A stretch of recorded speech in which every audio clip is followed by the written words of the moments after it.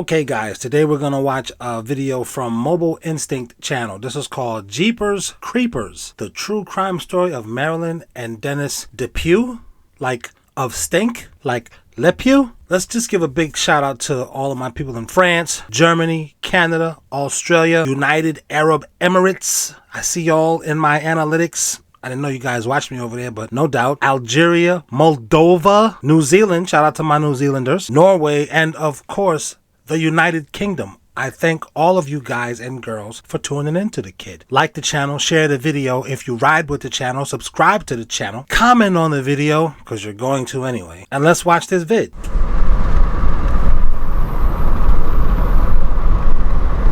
Most of us have seen Jeepers Creepers from 2001, but I feel like a lot of you don't realize that the beginning of that movie is based on a real story, a real situation that happened. This is one of the good things about being black. Sometimes stuff like this doesn't just happen to you. Like it never happened to me, and I had to drive from Washington State to Oklahoma. Hell, I had to drive from North Carolina to Washington State because that's where my wife's Korean family was at. Shout out to Korean people. All of these damn laundromats and dry cleaners and oh goodness gracious. Anyway, shout out to being black, American anyway. In 1990, 46-year-old Dennis Depue. Jesus Christ, were they taken by the Jeepers Creeper, or are they the Jeepers Creepers? Golly, my man looked like, you know, from what's his name from Men in Black, the Edgar suit. He looked like he wearing an Edgar suit. What's wrong with her teeth? She kind of looked like Penny Marshall a little bit. What's... Oh, God. All right, let's just get into it. Murdered his wife, Marilyn. And Wait a minute, because... Hold on. Let me go back. My bad. Okay. Hit me again, Mobile Instinct. In 1990, 46-year-old Dennis Depue murdered his wife, Marilyn. Oh, he murdered this weird looking lady. Okay, I can see that. I can see that. What's wrong with her? Something worthy enough to get murdered. Not saying that he should have murdered her, but I mean, golly, bro. Okay. And stashed her body. But the story is extremely bizarre. Although the director has never come out and said it, it's pretty obvious that this story is basically that's the beginning of Jeepers Creepers. So I wanted to come over and see for myself. I was just thinking that when they showed the scene of the girl and the dude driving by and looking at the creeper. When I saw this in the theater, I remember she was like, "Ooh, we gotta go back. What if it was me?" And this simpy dude was like, "You're right." I'd have been like, "You in here? What you? We're driving, man." All right, I'm gonna stop. We all don't have black friends who are afraid of monsters. We all don't have that. Okay. He abandoned school and drive down South Prairie Road. This is where it all took place. And I just want to go and see for myself. I don't like these kind of white friends. I would not be your black friend going with you. Hey, Donna, you want to go? No. Steve, I don't want to. I'm good, man. Don't you want to sit down and take a toke? You always exploring shit, nigga. Easter Sunday, 1990. Ray and Marie Thornton are driving down this road, South Prairie Road. A Chevy van comes up behind them very quickly and then very aggressively passes them at a high rate of speed. And that's when Marie Thornton says, referencing the license plate, "GZ, geez, that guy's in a rush." They have a laugh about it and continue on down this road. And just a few miles further, they come across the abandoned schoolhouse. And it's there that they see that van again. They see a man, and he looks like he's holding a blanket or a sheet that is full of blood, or at least it's red. At the time, they don't know. And here it is. The actual school, built in 1908. This is it. This is where Ray and Marie Thornton drove by and saw that same vehicle and that man His car, I believe, was parked right in here.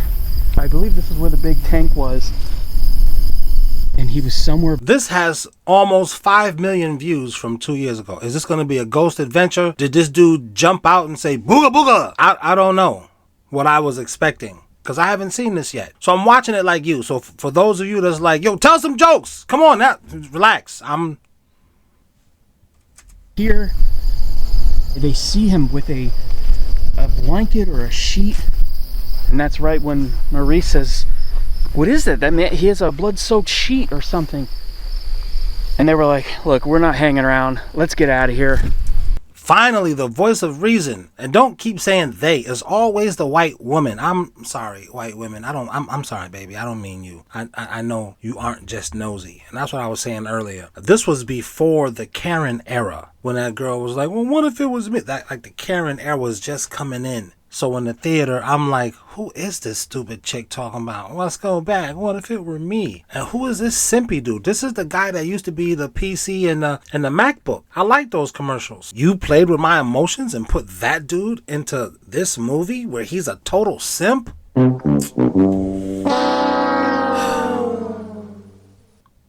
Let's just keep going. So they take off. They realize they probably better get the heck out of this area, so they keep on driving. They kind of take off, and a few miles down the road, that same vehicle, that Chevy van, right on their bumper, riding their bumper. You saw it. First he sped past you because he had to go bury the body. You're driving down the road. You see his truck, then you go and investigate? This is not Mystery Inc. What are y'all doing? So yes, he's coming to tie up loose ends. Okay. Let me just calm down and see what happens. And now they are freaking out. What is this guy doing? This goes on for a few miles until the Thorntons pull off and head down a different road. They can see in their rear view mirror that the vehicle has pulled off at the intersection. He's on the side of the road, and they say, you know what, we need to turn around. Very ballsy couple, the Thorntons. We need to turn around, and we need to get a description of this vehicle, get the license plate, because he's up to something. We don't know. So what? Let him be up to that. We was up to something. We was driving, being white, about to go do white people stuff. But you know what, now that I think about it, being nosy is white people stuff. Don't call them ballsy. Because you doing white people stuff too. Let me go and check it out. I'm kind of not mad at him because he's doing it for content. But then again, I don't know. Are you naturally nosy? And you said, let me turn my nosiness into content.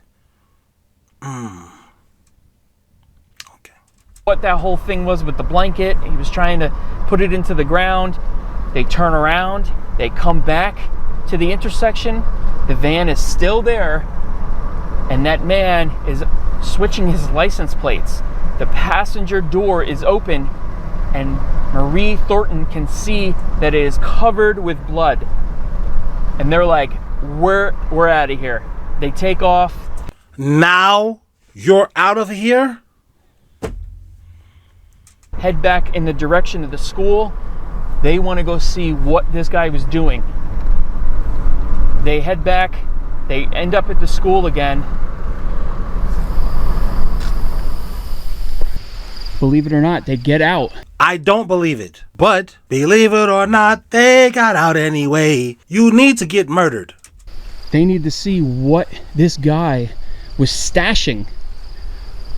What was he doing? What was that sheet or that blanket? So they get out of their car and they walk down and they find a little animal hole, and it's there that they find a blood-soaked blanket. He was trying to put that down a hole unsuccessfully. It's a big misconception that he had anything to do with the inside of the school. He didn't stash anything in the school. There was no body found in the school. I think he pulled over to try to stash that bloody blanket, or possibly even to, if he found a good spot, to stash Marilyn. At that point, they take off and they're headed for the police. Now, this happened just after the situation at the Depue house. Now, Dennis and Marilyn Depue had been married for many years. I believe it was 18 years. They had gotten divorced, but he did have specific visitation rights. Again, Easter Sunday. I'm so happy when I was driving from Washington to Oklahoma that I hadn't already seen this piece of content, because I was driving through places like this. I got lost, not super lost. I had to take a whiz, and I didn't want to just get out like the inner city and just whiz on the side of the road, because this is how scary movie starts. You gotta pee, bomb, dead. So I'm like, I gotta find somewhere. I'm just getting traumatized by watching this and remembering. Because I was driving the big U-Haul. My wife, daughter, and son was in his car, and they was like driving, and he was like booking it. So I was like by myself on a desolate road like this, just listening to my 80s music, trying not to get creeped out, thinking this place looks like Children of the Corn, the Hills Are Alive. Damn, I just dated myself. How old I am. Whatever. He came to pick up the kids. They did not want to go with him, and he got into an argument with Marilyn, and she fell down. He pushed her, or she fell down the stairs. He pushed her. She didn't fall. Women don't fall down the stairs. Just stop, man. He pushed the bitch. Or she fell, or we don't know. We know. Ladies, y'all know. He slapped this bitch, really. He Hulk Hogan threw this bitch down the stairs. She didn't fall. She hurt herself badly, and he basically dragged her out of the house, telling the kids that we're going to go to the hospital. We're going to the hospital. Well, they never went to the hospital. Duh, you don't drag, come on. Oh, Jesus, kids were stupid back then. You don't throw somebody down the stairs and then drag them out of the house and say, we're going to the hospital. They're going to the morgue. That's where he's taking her ass. Right to that ditch where he threw her in.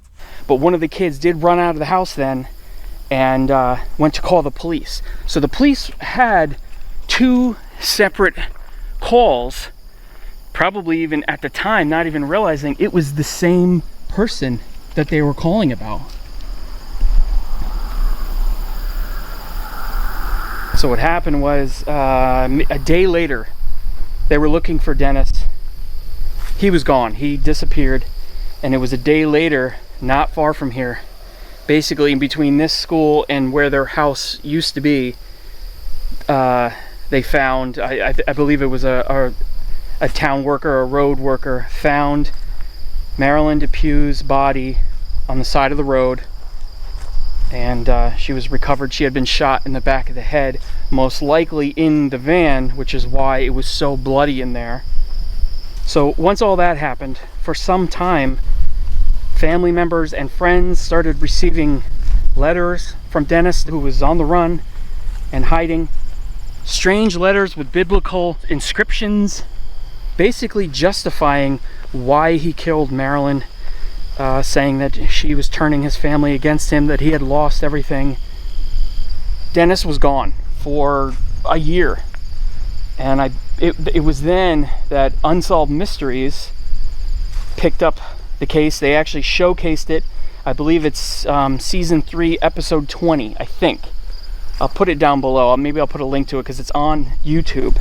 But they did a story about this. How many of y'all was nervous that someone was going to jump out of there? Not jump out, but like something creepy was going to, you watch the urban explorations. The dudes is just doing stuff like this. And then you see something creepy how many of you? You did! Well, you probably didn't, because you're not afraid of monsters. Because you're white. Are white people afraid of anything? Being poor. That's dope. I wish that's all I was afraid of. And that's one of the negative parts about being black. You can't just be regular, fearful of things. It's really, you can't be afraid of anything as a black person. But you do be. I'm not complaining about it. I'm just explaining about it. Let's keep going though. But they did a story. They featured this story on there, and so it goes. But he saw it on TV. he was living a whole different life at that point, took on the alias Hank Queen, and was living with a girlfriend. And down in Texas, I believe, Dallas, Texas. And he knew he had to get out of there, so he left that night. And it just so happens that that girlfriend's family members were watching. They called the police, and they found him that night trying to leave the area. There was a long pursuit. He was shooting at them. He actually blasted through 2 police roadblocks, and he ended up shooting himself, I believe in Mississippi, in the head, actually in the exact same vehicle, in that van that he shot Marilyn. And this is Dennis's final resting place here with his family. This isn't too far from where that schoolhouse is, just over the border in Indiana.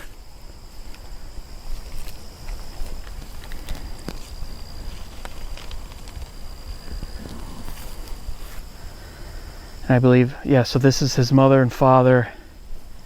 And I don't know who these people are, possibly sisters. His father actually lived until 2005, his mother until 1997, and of course 1991 for Dennis, when he took his own life. Clearly, the flowers and the plants are on this family here, so they probably still have family in the area. I mean, everybody has family. Serial killers, bank robbers, murderers, everybody has family. Marilyn, I think she was tired of being controlled. There was a lot going on beneath the scenes there. There was a lot of arguing, and they just were not getting along anymore, and she wanted the divorce, and reportedly he did not want the divorce. And so these things happen sometimes. Yeah. I don't see a marker at all.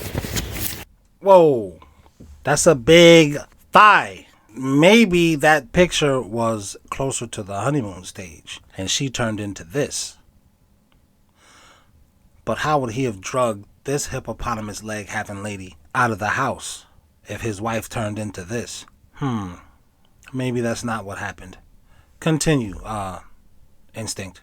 I mean, it wouldn't be sunk just from the 90s that deep, you know? Yeah, that's what I figured. Since 1990, it's not that long ago where it'd be, you know. Yeah, completely overgrown. Yeah. So I'm... How often are they unmarked graves? It happens. Really? Yeah. Well, at least I know I'm not crazy then.